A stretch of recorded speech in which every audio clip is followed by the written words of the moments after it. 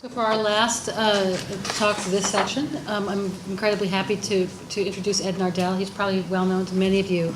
Ed has a very long history of work in public health and clinical TB, having been both the TB control person for Boston and for Massachusetts in his past, until he started to work in global TB. And he's been at the Brigham for the past, should I say 10 years? Eight. And is an authority on, I'm sorry, my brain's going here, building-related activities to prevent transmission. I know there's a word, infection control in buildings and in other settings. So he's going to be talking about effective treatment as a way of interrupting TB transmission. Thanks, Megan, and thanks for the organizers for a chance to do a short talk here. And I suspect many of you saw the recent Frontline show on MDR TB in Swaziland that was on the other night. If you haven't, you will, and it's incredibly moving. I don't think I'll ever forget some of the patients who were presented, very articulate young girl, in fact, and one of the heartbreaking things was, of course, she got MDR-TB because her mom died of MDR-TB, again emphasizing the transmission issue, and also was sent away to a sanatorium, or I should say not a sanatorium, of course, it was an MDR treatment facility, and in part it was, many of the patients said, because we are at risk to the community, we need to be here.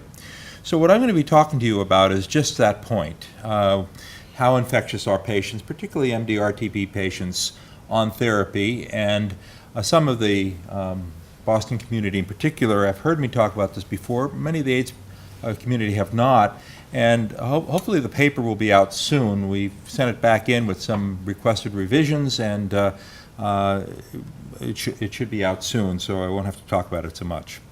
But a couple years ago, Gavin Turchard and I were asked to comment on two papers in the New England Journal that were about more or less failed efforts at LTBI treatment, and Dick Chason nicely talked about this morning, and the conclusion we came to was that, well, the reason that LTBI doesn't work and perhaps immunization may not work is that this concept that you get infected and then you reactivate later on may apply to low burden settings, but is probably not so applicable, or at least not as applicable in high burden settings, and that the force of transmission and reinfection, and the elephant in the room is there to remind, as an image, to say that the elephant in the room is reinfection, and if you're not thinking about reinfection in basic research and in implementing interventions to stem this epidemic, we're missing the boat, because people do get exposed again and again. And in many cases, the disease we see, as Megan and Rocio were talking about, oftentimes even have multiple strains because infection is occurring again and again. That's another way I think of hospitals really as, in many cases, factories for creating MDR-TB. And obviously very crowded settings in many cases. People come to the hospital without TB at all or with drug-susceptible TB and end up coming out often infected with drug-resistant TB. There's lots of evidence for that. One of the papers that our group was involved with was in Tomsk, Siberia, where we expected that alcoholism and non-adherence was going to be the biggest factor for predicting MDR-TB, but in fact, being admitted with drug-susceptible TB to the hospital, even if you were adherent, you had a 6 times or greater risk for MDR-TB under those circumstances. And then, of course, the poster child for reinfection with MDR-TB, or in this case, XDR-TB, is also the place that Rocio referred to in Tugulaferry, and healthcare workers, as was mentioned, particularly HIV infected folks, are particularly at risk. And yet, much of our focus has been on infection control, which by and large is aimed at patients who are already diagnosed with TB and should be on therapy. They may not be on effective therapy, and that's a big issue. So we talk about ventilation and UVGI and respirators, and by and large this is aimed at the wrong population. So almost in summary, what is the best way to prevent transmission in healthcare settings? Well, I'll make the case that we need to eliminate unsuspected and untreated TB. We need to eliminate unsuspected, untreated MDR TB, or drug-resistant TB, and reserve isolation and a lot of the things we do for patients with MDR TB for patients who have XDR TB until there's evidence that treatment for XDR TB is also effective in rapidly stopping transmission, which right now the evidence suggested it is not.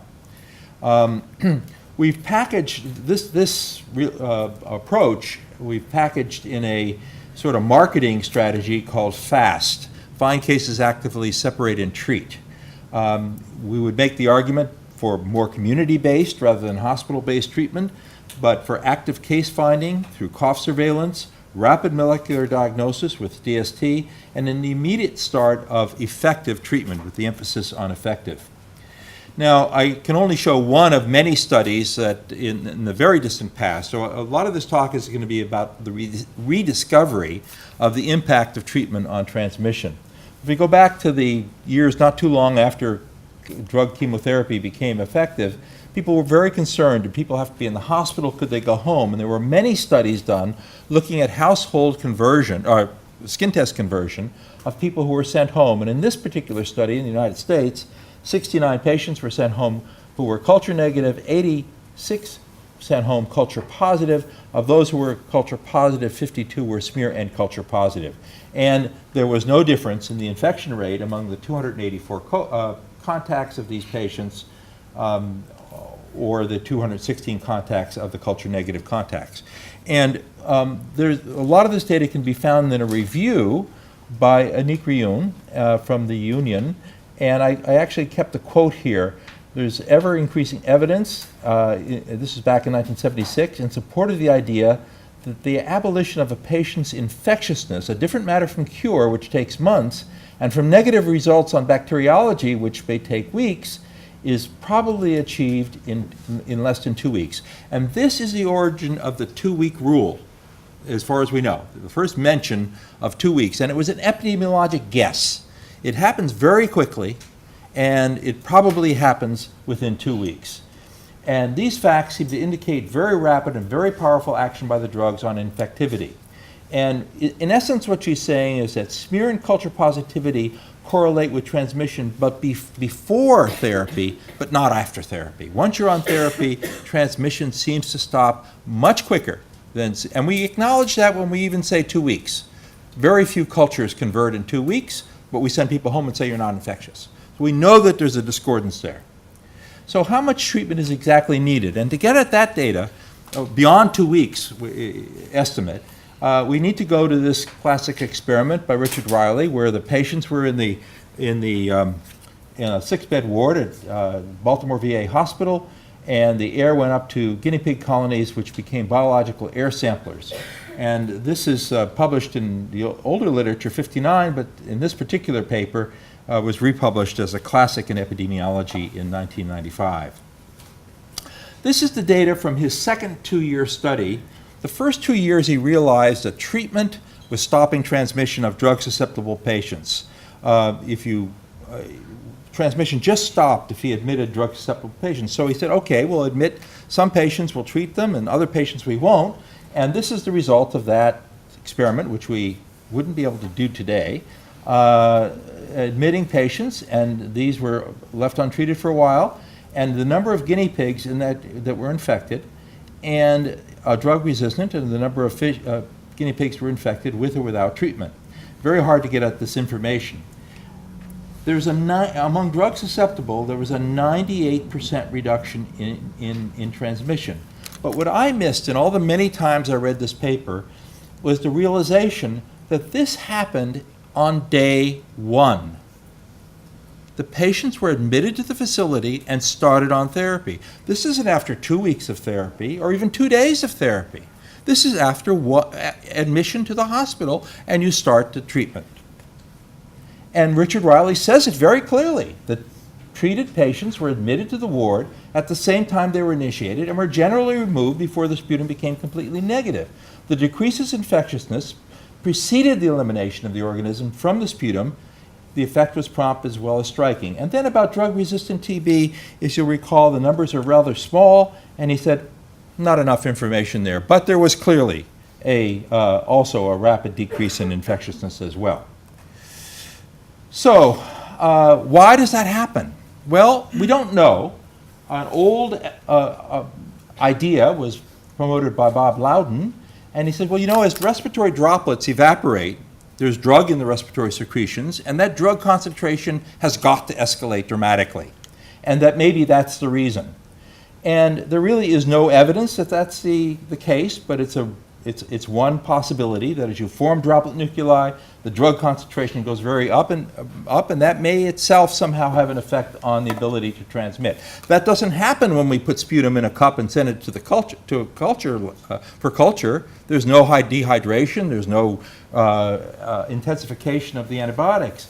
But there's also in the current literature lots of evidence that if you stress organisms, that you might get transcriptional changes that don't impair growth, but do impair important activities that might impair the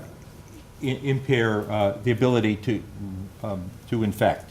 And so I would put to the basic scientists here the challenge to try and get at this. What is it about the immediate application of antibiotics that makes it difficult to transmit when under aerosol conditions? My own sense is that the airborne transmission of organisms is a weak link. It's for an intracellular organism to get from one person to another is a challenge.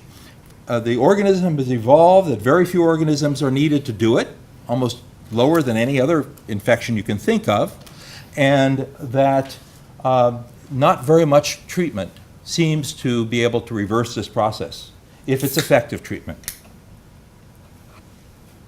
What about MDR-TB?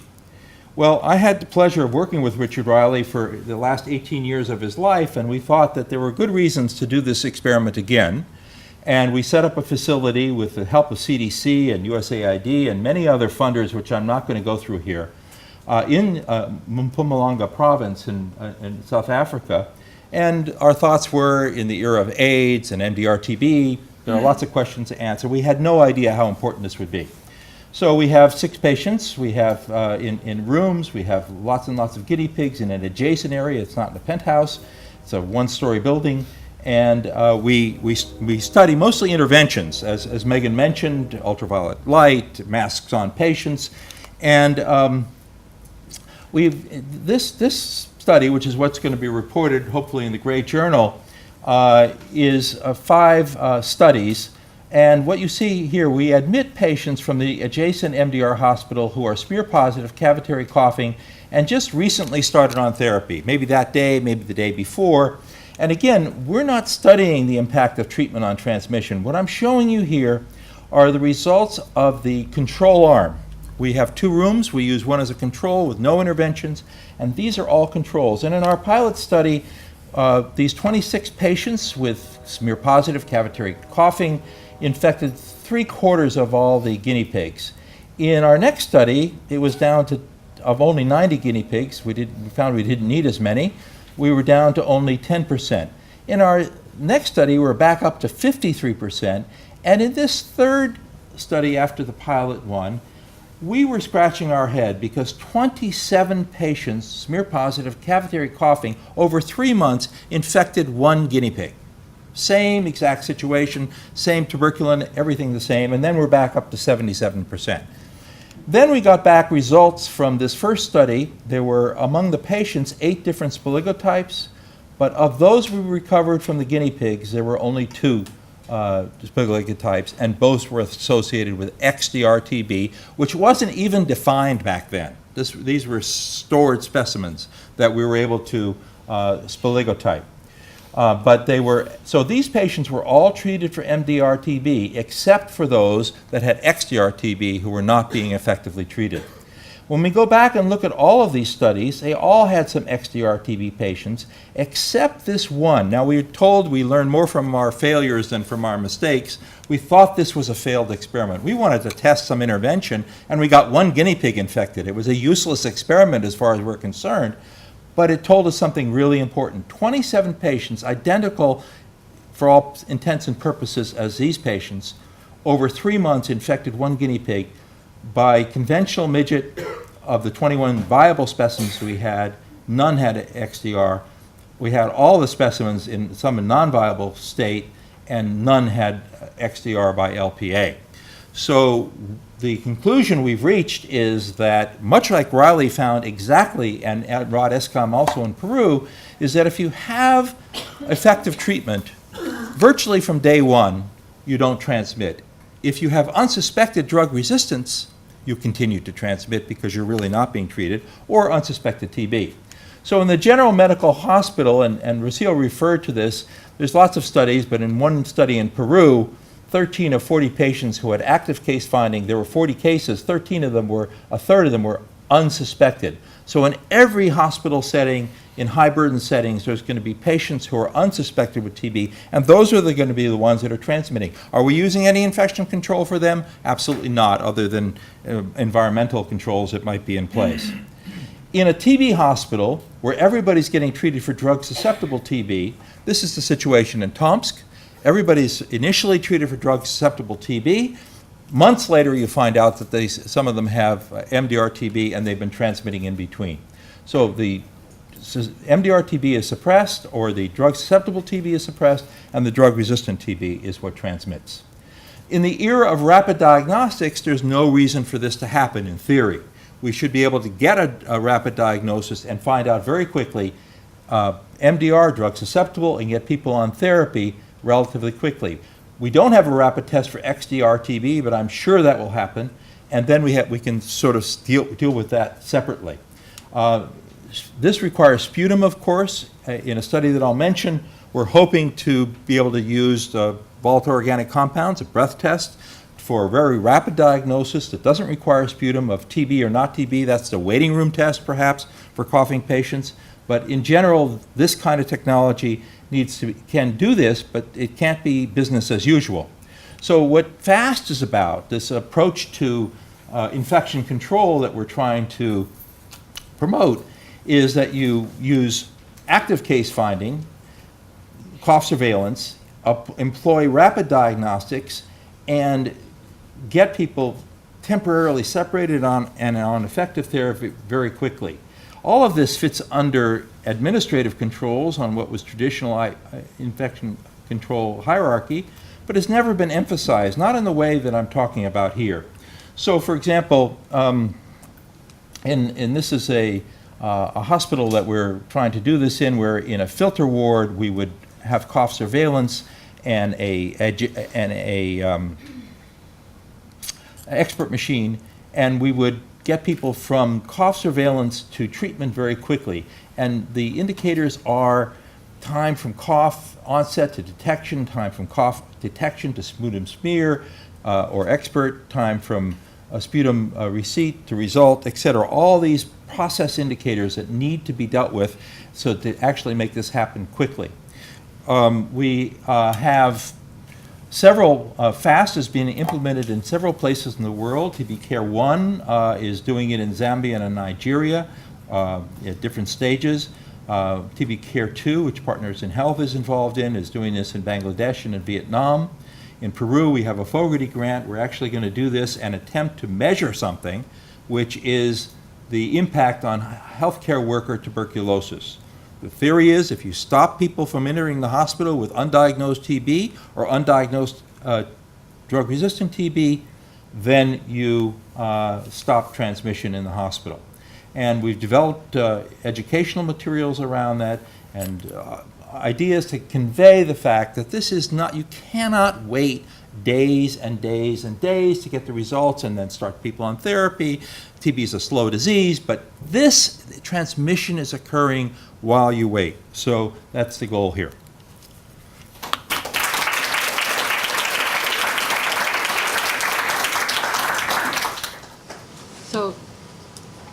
going to take advantage of my position here to ask you the first question.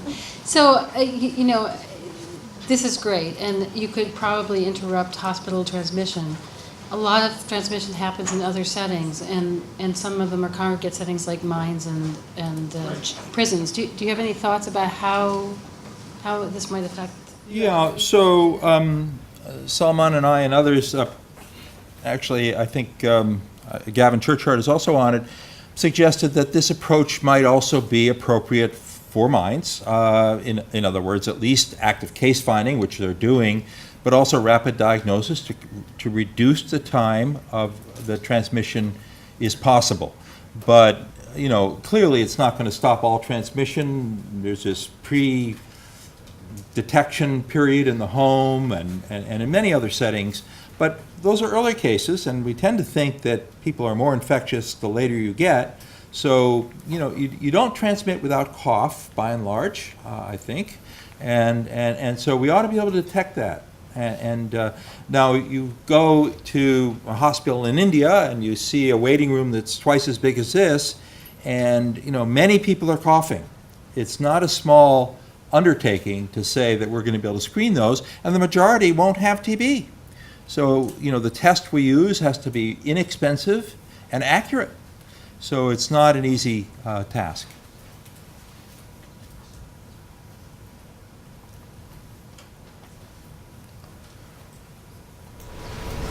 So going back to this challenge to figure out actually why antibiotic treatment causes this rapid increase in transmission.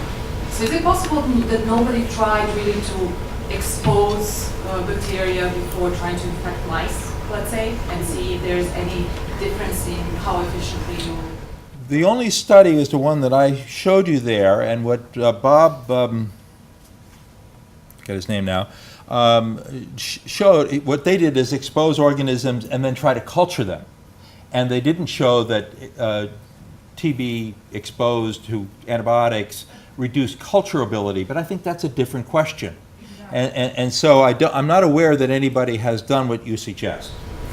So that was relatively easy to do. It's not that... Yeah, well, we're sort of doing it in the air facility, right? We give patients therapy, and then we, but you could do it more controlled, obviously, in an aerosol situation. Yeah.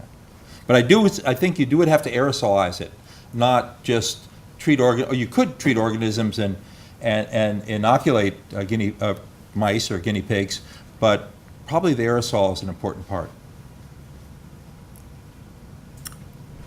So I think the idea that people are exposed multiple times before they become infected, so possible, but you're maybe the only person who has experimental data to speculate at least.